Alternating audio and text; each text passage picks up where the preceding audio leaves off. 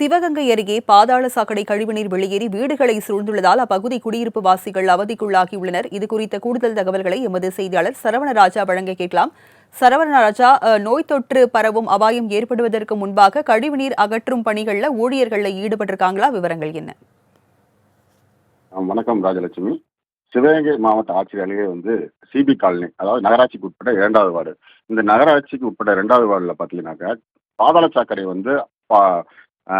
Road பகுதி மேடாகவும் இந்த பகுதி பள்ளத்தில் இருக்கவும் கழிவுநீர் செல்வதற்கு வழி இல்லாமல் பார்த்தீங்கன்னாக்கா மேன்ஹோல் என்று சொல்லக்கூடிய அதிலிருந்து கழிவுநீர் வெளியாகி வீடுகளை, அந்த பகுதியில் உள்ள வீடுகளை சுற்றி பார்த்தீங்கன்னாக்கா கழிவுநீர் சூழ்ந்து நோய் தொற்று அபாயம் ஏற்பட்டிருக்கு.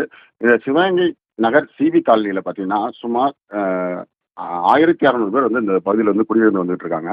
இது அனைத்துமே அரசால் அங்கே பட்டா வழங்கப்பட்டு குடியிருப்பு வாசிகள் தான் இருந்து வர்றாங்க. இவங்க அந்த பகுதியில் நகராட்சிக்கு பாதாள சாக்கடை வரி, வீட்டு வரி அனைத்துமே முறையாக கட்டி தான் வந்துட்டு இருக்கோம். இந்த மாதிரி பாதாள சாக்கடையை நீண்ட நாட்களாக இது மாதிரி கழிவுகளில் சுகாதார கேட்டில் வாழ்ந்துட்டு வந்துட்டு இருக்கோம். இந்த நகராட்சி நிர்வாகம் இதுவரைக்கும் எந்த நடவடிக்கையும் எடுக்கவில்லை.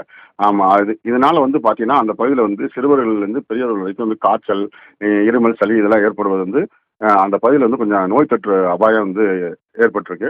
இதை மாவட்ட நிர்வாகம் உடனடியாக கருத்தில் கொண்டு இந்த சிபி காலனியில் உள்ள மக்களை நோய் தொற்றிலிருந்து காப்பாற்றி அவர்களை வாழ்வாதாரத்தை காப்பாற்றணுங்கிறது இந்த பகுதி மக்களுடைய கோரிக்கையா இருக்கு. ராஜலட்சுமி,